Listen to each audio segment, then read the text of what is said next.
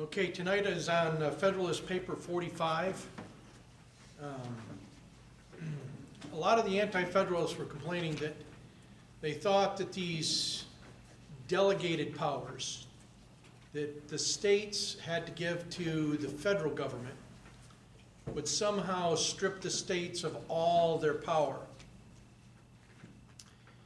And so Madison had to explain to them that there was only certain powers that needed to be delegated to the federal government. Remember, they didn't want the Union turning into the city-states of Europe, where each state was warring with each other at some point in time and just destroying each other. They knew that we couldn't have that. That would destroy the Union. So they knew that they needed a navy. They did have a sense of security that they had the Atlantic Ocean between them and Europe, but they still needed to maintain a navy because there was other naval forces that were pretty strong, and they were, Spain and France and Britain, and they had colonies in the New World as well. So they knew they needed a navy. But as the Federalist Papers earlier stated, the advantage to the Union was if New York wanted to defend her coast because she had the largest coast, it would take almost everything that that state would produce for a navy to be there. And then each state then on the eastern seaboard would be required to have their own navy. And so he showed the advantage to the Union and why that needed to be, that a federal government could handle the larger border than each state. So in Federalist 45, he outlines what powers would be going to the federal government and what sphere of control the federal government would have. Now, if you remember Federalist 39, it talks about spheres of control, didn't it? And it said that the local authority didn't have any more power in the federal sphere than the federal authority did in the local sphere. So how many people believe that Congress can create a federal law that binds a citizen of Indiana? How many people believe that? What? That binds a citizen of Indiana. See, the state of Indiana is sovereign, isn't it? And so the federal doesn't have any more authority in the local sphere than the local has in the federal sphere, right? So your governor has power in Indiana, but not in Washington, D.C. Washington, D.C. has power in Washington, D.C. and not in Indiana. So this idea that we've been trying to spread through the 20th century, through the progressive era, that the Supremacy Clause says that whatever law the federal government creates is supreme, is hooey. That is absolutely a falsehood. That's not what Article 6, Section 1, Clause 2 says. So the Anti-Federalists brought this up as an argument. And in 45, Madison answers that argument. And the title of it is The Alleged Danger. Why is it alleged? Because it's what the Anti-Federalists are alleging. The alleged danger from the powers of the Union to the state governments. Those powers that the states had to lend to the federal government. Right? They delegate those powers. They didn't give, they didn't surrender. They delegated those powers to the federal government. This is Federalist 45. It was published on the 26th of January, 1788. Madison wrote it, and it was published in the Independent Journal. And as all of them start, to the people of the state of New York. Having shown that no one of the powers transferred to the federal government is unnecessary or improper, the next question to be considered is whether the whole mass of them will be dangerous to the portion of authority left in the several states. Okay, so right there he starts right off with letting them know that the states are going to retain most all the powers that they have right now under the Articles of Confederation. There's just a few powers that they have to delegate to the federal government. The adversaries to the plan, or the anti-federalists, of the convention, instead of considering in the first place what degree of power was absolutely necessary for the purposes of the federal government, have exhausted themselves in a secondary inquiry into the possible consequences of the proposed degree of power to the governments of the particular states. But if the Union, as has been shown, be essential to the security of the people of America against foreign danger, if it be essential to their security against contentions and wars among the different states, there you go, right there. They didn't want it to turn into the city-states of Europe.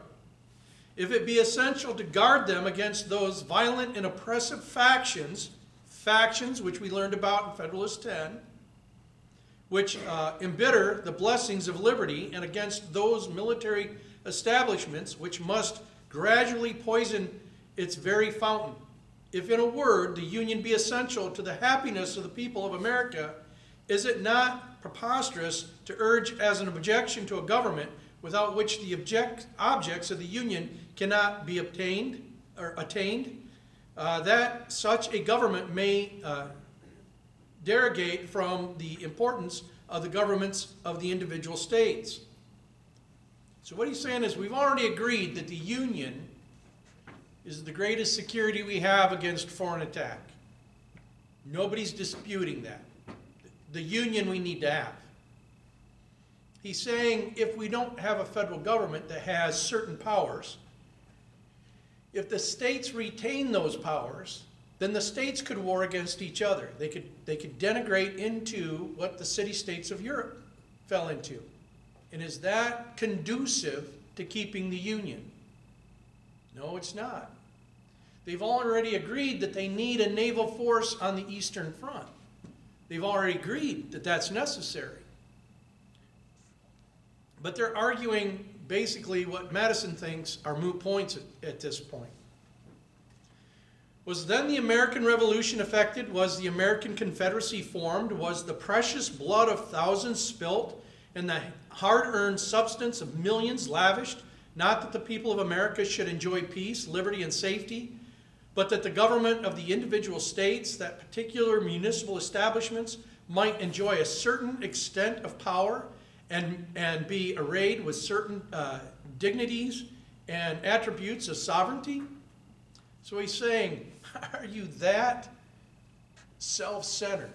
Are you that worried about your particular status in your state that all these people gave their lives, their liberty, and their sacred fortunes for us to bring this about, for you to now allow the Union to fall because of your ego within the state? That's what he's talking about here. And do you think those people that get elected to have these positions of power and these titles, do you think they've got egos? No. Big ones. We have heard of the impious doctrine in the old world that the people were made for kings, not kings for the people. Is the same doctrine to be revived in the new, in another shape, that the solid happiness of the people is to be sacrificed to the views of political institutions of a different form? I think maybe Washington, D.C. needs to read that part today. It is too early for politicians to presume on our forgetting that the public good, the real welfare of the great body of the people, is the supreme object to be pursued. Right? What does the Declaration of Independence say? We hold these truths to be self-evident, that all men are created equal, that they're endowed by their Creator with certain inalienable rights, that among these are life, liberty, and the pursuit of happiness. That to secure these rights, governments are instituted among men, driving their just power from the consent of the governed. It's exactly the principle he's talking about there.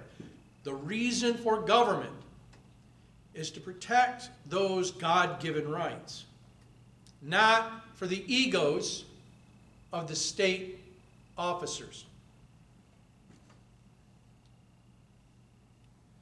It is too early for politicians to presume on our I already read that part, didn't I?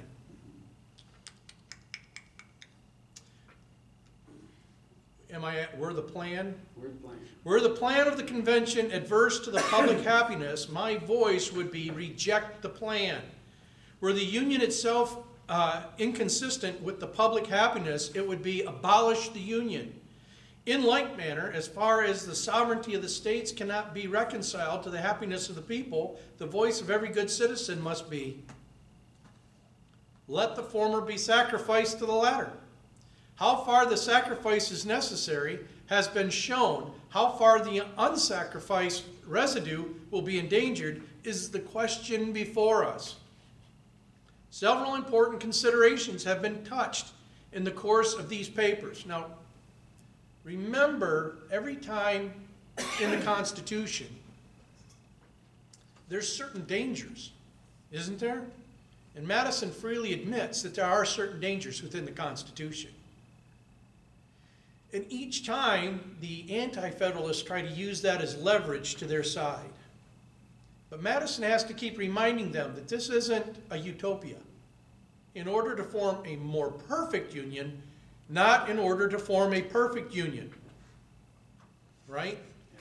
Many times they've said liberty is not safe. Liberty is dangerous. Right? Liberty's dangerous. How many people are willing to live the danger of liberty today? How many people would rather be dependents of the government because it's safe? Right? Think about your children. As your children were dependents in your home, as a father, what's your job? To provide safety and authority. That's a father's job. That's why children are called dependents. Because it's the father's job to keep them safe and give them guidance. That's our job. We the people, are we the children of government, or is government born of us?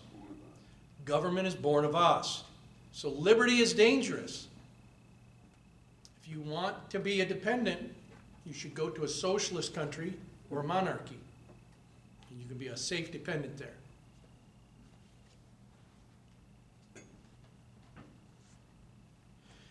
Let me start that sentence over just a little bit.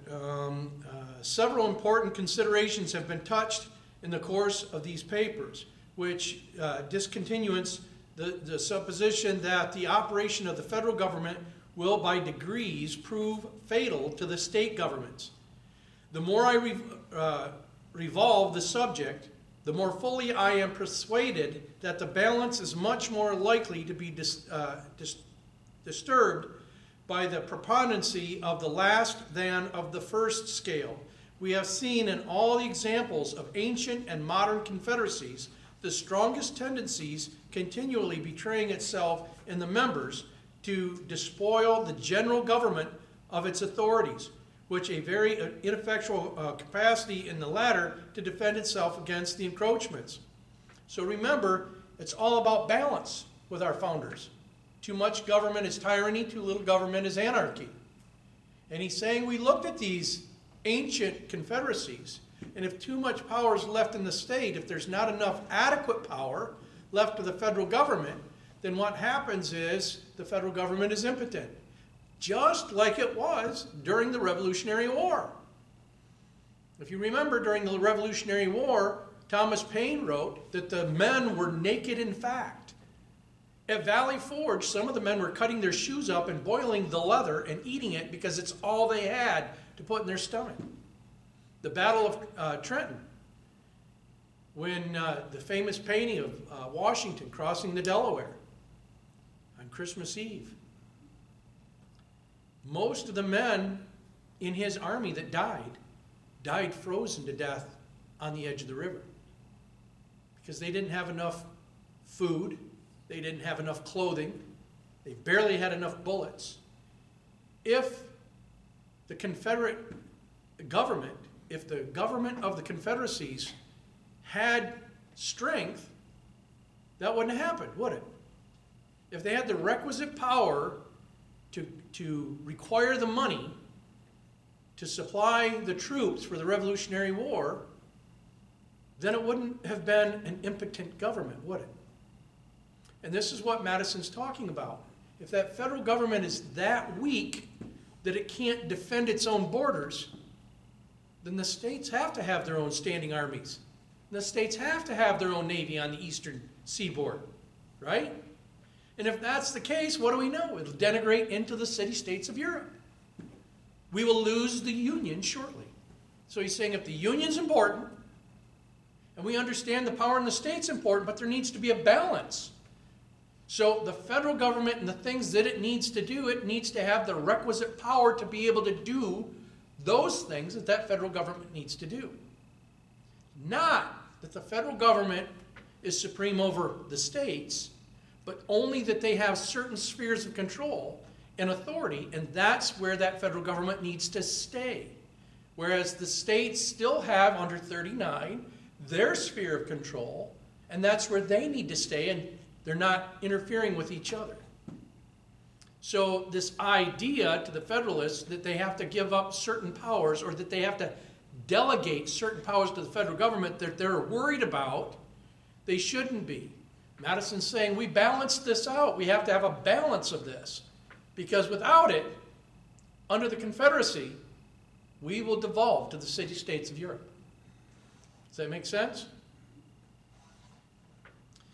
We have seen in all the examples of ancient and modern confederacies the strongest tendency continually betraying itself in the members to despoil the general government of its authorities, with a very ineffectual capacity in the latter to defend itself against the encroachments. So if the federal government doesn't have requisite power, the states will overtake them. But then again, we don't want to give the federal government so much power that it can overtake the states. It's that balance. Does that make sense?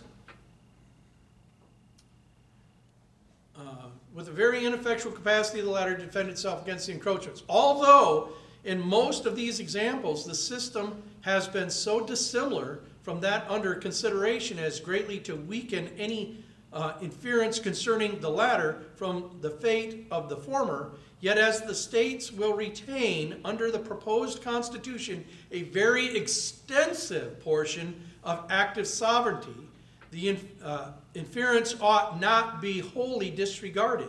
In the Achaean League, it is probable that the federal head had a degree of species of power which gave it a considerable likeness to the government framed by the convention. The Lycian Confederacy, as far as its principles and form are transmitted, must have borne a still greater analogy to it. Yet history does not inform us that either of them ever denigrated or tended to denigrate into one consolidated government. On the contrary, we know that the ruin of one of them proceeded from the incapacity of the federal authority to prevent the dissensions, and finally the disunion of the subordinate authorities. So he's saying, look, we looked at ancient confederacies. And what do we know about history? It repeats itself. Right? Let's not forget the words of Patrick Henry that says, I have but one lamp to guide my footsteps, and that's the lamp of experience. I know no way to judge the future but by the past. So our founders were very keen on history in the past, and they studied those things. They understood, they measured it, and looked at what were the causes and effects of why those governments are not still around. What caused them to fail? And you think when that delegation went to Philadelphia, they were supposed to go there to fix the problems with the Confederacy. You think they came up with the Constitution and then looked at the problems of the Confederacy? Or do you think they looked at the problems of the Confederacy and looked at the history and said, wait a minute, there's no way to fix this thing. We need to do something a little different. Because if not, there's no way to fix what happened before. It's a natural cause and effect that's going to take us to that same place. That's why they said, we've got to throw that out. We've got to throw out the Confederacy. We have to do something different.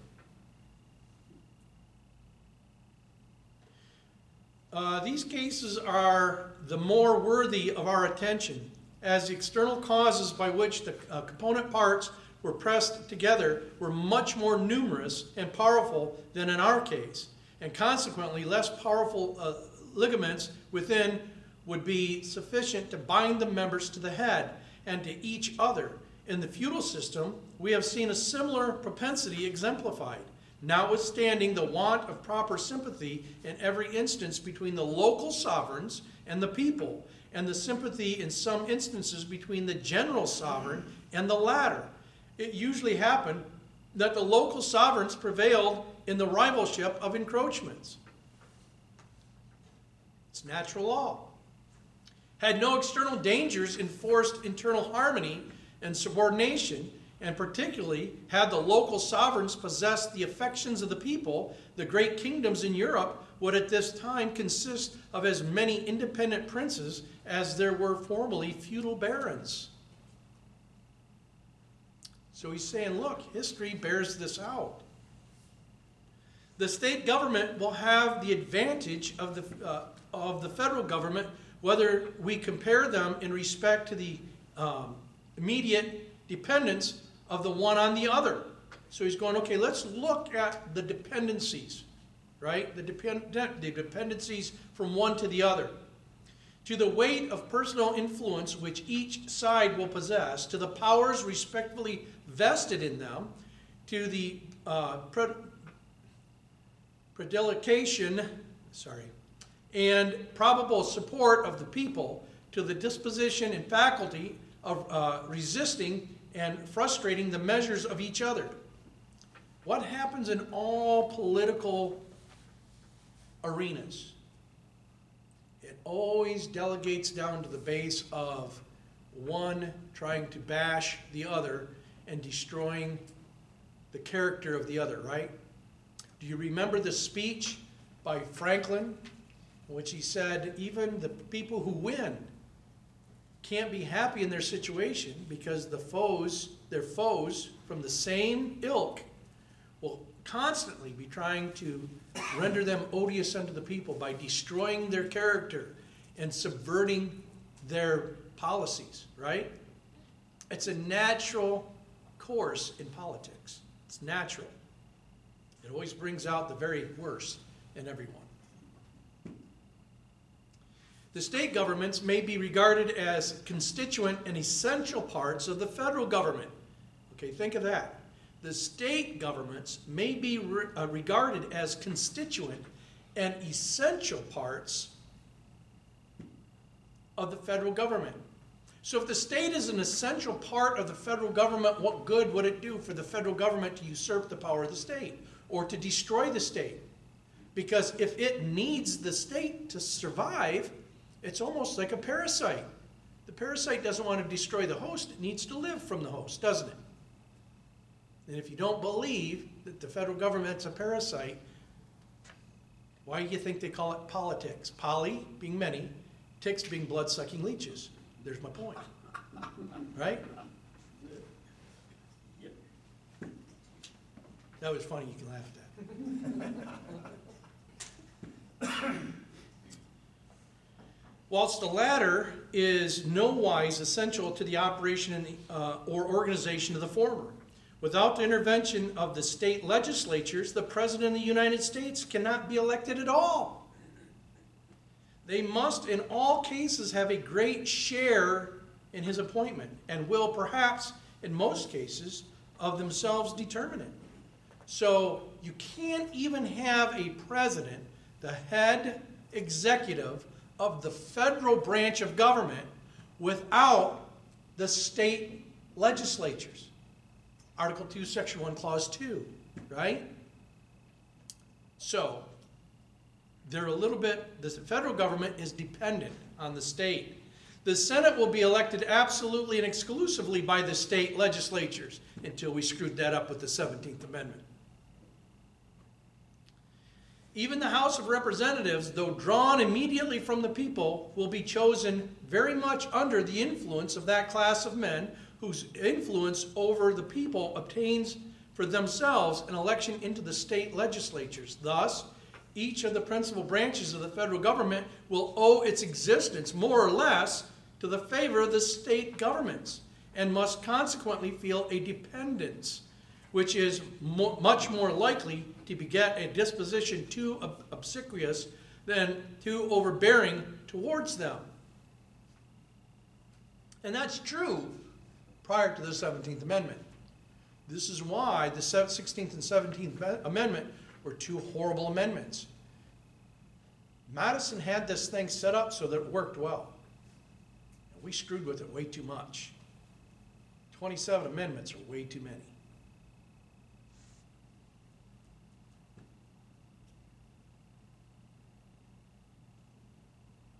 On the other side, the component parts of the state governments will no instance be indebted for their appointment to the direct agency of the federal government, and very little, if at all, to the local influence of its members.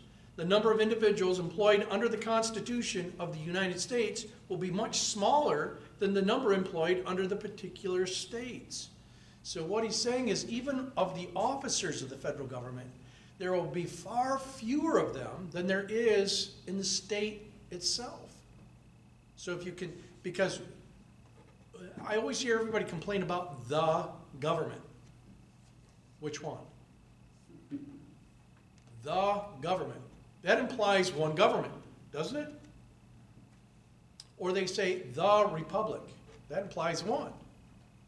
Well, we already know the state's too big to be a republic. So the United States, the federal, all 50 states put together are too big to be a republic, isn't it?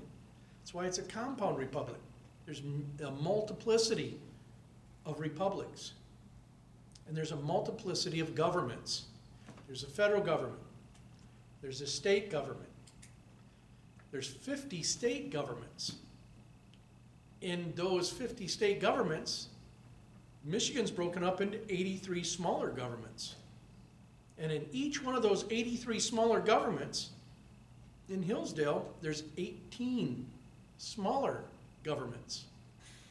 So it's a multiplicity of governments operating under different spheres of control with multiple governments. But all multiple governments are controlled by the federal Constitution that sets up 3 separate branches of government. It's absolute genius when you think about it. Absolute genius. So the consistency is all of the republics have 3 branches of government. All of them have to operate the same powers and the same independent powers of each other, right? But there's different spheres of control. The smaller the sphere, the greater the control. The bigger the sphere, the smaller the control. And each one of them have very specific duties that they have to take care of. So this is what gives us that balance that keeps one from usurping the other, and also keeps each government separate from itself and keeps it from taking over each other until the 20th century, till the progressive period.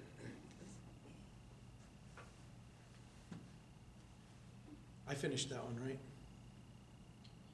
Yeah. There will consequently be less of personal influence on the side of the former than of the latter. The members of the legislative, executive, and judiciary departments of 13 and more states, the justices of peace, officers of militia, ministerial officers of the people, intermixed and having particular acquaintances with every class and circle of people, must exceed beyond all proportion, both in number and influence, those of every description who will be employed in the administration of the federal system the federal system, okay? So think about it. The federal is so far away, and most people aren't going to... How many people have ever met Matt Gaetz? I have, but how many people have met Matt Gaetz?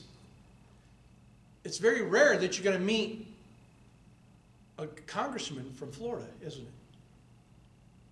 How many people are going to meet a lot of these people that we see on C-SPAN?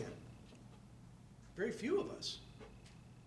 But how many people are going to see your congressman from where you live? Quite often. or should, right? You should have at least met your congressman, shook their hand at least once, right? That is, if you have any care about what happens in America.